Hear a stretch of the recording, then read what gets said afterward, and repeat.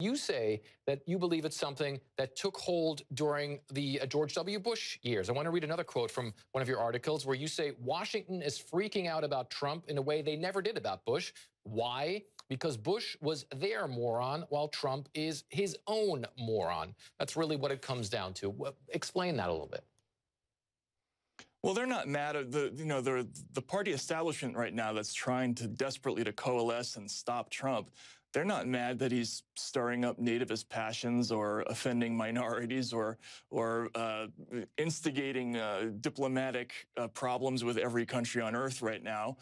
They're mad that he's doing those things, but he's not in their pocket. That's the problem. They used all of those passions out there in the population to get their own politicians elected for decades, and it was a means to an end.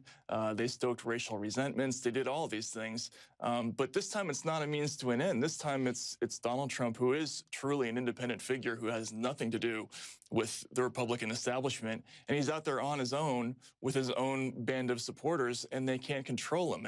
And he's out of pocket. That's what they're mad about. Doesn't Donald Trump, though, actually have some valid political points? Because, I mean, one of the reasons why he has so many supporters is obviously that so many Americans are fed up with the political process, that so many Americans feel like they're the losers of globalization, like their jobs have been outsourced, like politics doesn't care about the fact that they are struggling to get by. So aren't there some valid points to the things that Donald Trump says?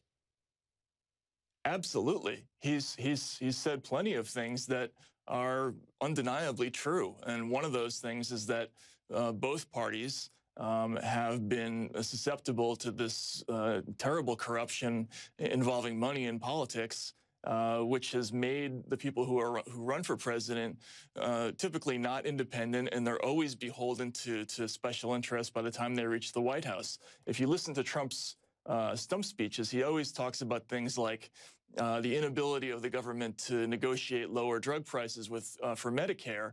That's because no matter who it is, Democrat or Republican, has always taken a ton of money from the pharmaceutical industry before he gets into office.